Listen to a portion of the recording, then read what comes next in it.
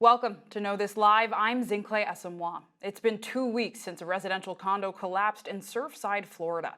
Crews have removed more than 120 tons of rubble from the site as they search for those who lived there. Dozens are confirmed to be dead, but the number of those still missing is unclear, and detectives are trying to pinpoint the actual number. Joining me to discuss this and more is Mayor of Miami-Dade County, Daniella Levine Cava. Thank you for being here. Thank you so much. Of course. And I want to start asking, where were you when you first heard the news of the condo collapse, and what went through your mind? So they were calling me in the night, but I had the phone on vibrate, and so I didn't get the news until 6 a.m. First thing when I woke up, my phone was ringing, and it was the fire chief to give me the news. And of course, my initial reaction was kind of disbelief, trying to make sense of it.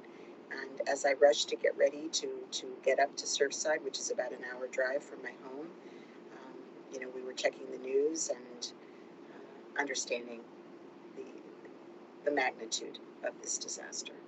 And of course, the magnitude has been enormous. And for more than 2 weeks now, you and teams in Miami have been tirelessly working to find more information for the families affected by this. But as I mentioned, it's still unclear exactly how many people are missing. Why is it so hard to track this number down? And what is your team doing to create an actual manifesto?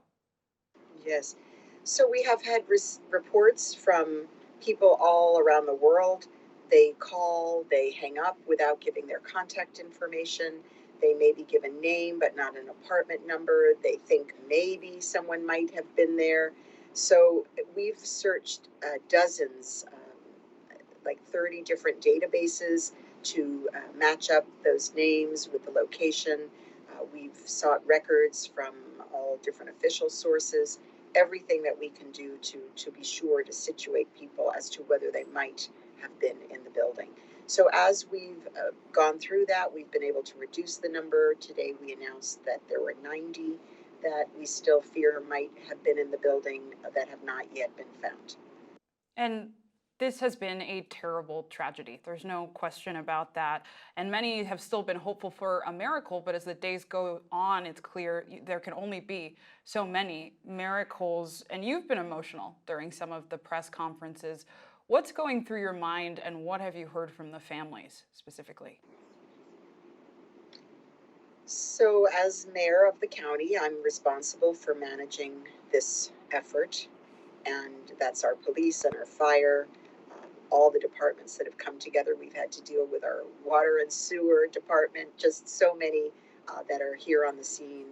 And so it's also my job to take care of the well being of the people and how they've been affected by this. So that means those who are in the intact part of the building that did not come down, that were rescued in the middle of the night, as well those who are waiting and watching and hoping and praying for news of their loved ones in the rubble. So we've been sure to provide for their basic needs, their housing, their shelter, their clothing, their food, but also to connect them up to other services that they need to help them to move forward, make meaning, as well as those to talk with them about the grief that they're experiencing.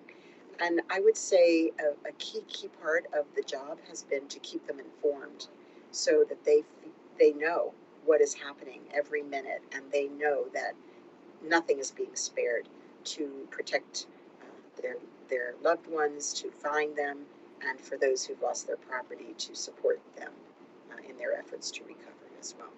And you mentioned, of course, there was a portion of the building that did not collapse that has since been demolished. But what conversations, if any, were had regarding the items of survivors, many of whom had their entire livelihoods and lives in that portion? Will there be reparations, or was there conversation about retrieving those items? This has been very painful, and many conversations. We have, fortunately, the best of the federal and state government here to assist with any kinds of relief and reparations. Their insurance, of course, whatever insurance would cover. But we know that, first of all, this is deeply personal, and none of those things will really compensate. But we also know that that they need to be made whole wherever possible from a financial perspective.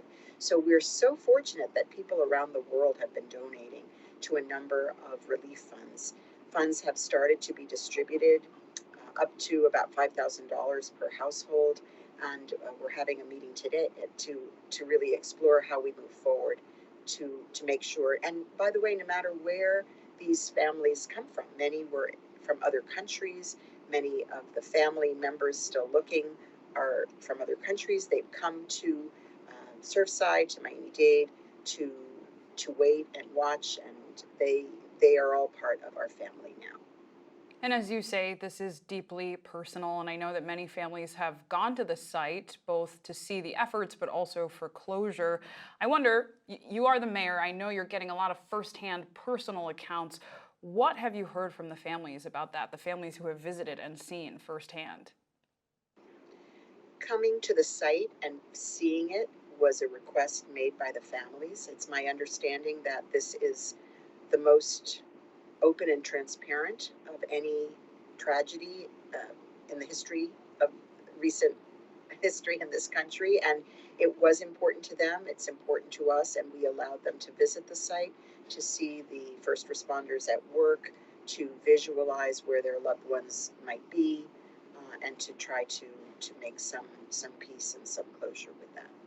And it's also worth noting that the site is being treated as a crime scene, and experts have suggested that the investigation could take years. As the city's leader, who should be held accountable in your assessment? Yeah, so the city is Surfside. It's one of 34 cities in Miami-Dade County, and we do have our state attorney who operates across the county as the lead on the local investigation. As well, we have the resources of the federal government. NIST, which is the National Institute of Standards and Technology, also handled the 9/11 investigation and other big projects, and they are on site. They've been here since the beginning. Everybody is cooperating. The evidence is all being tagged and analyzed, and it will take a while to really determine what were the causes. I'm sure there are multiple causes, and there will be many solutions as well to make sure that this can never happen again. And there have been funerals in Miami and Brooklyn and around the nation. Have you attended any? Yes, I attended yesterday a Catholic Mass.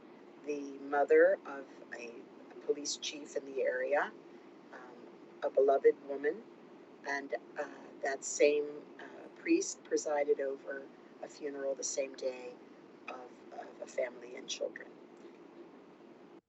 And of course, as highlighted by the funerals, this is a devastating tragedy, not just for those families who have lost loved ones, but folks on the ground doing the rescue missions and the community at large. So what resources is the city providing for those navigating grief right now?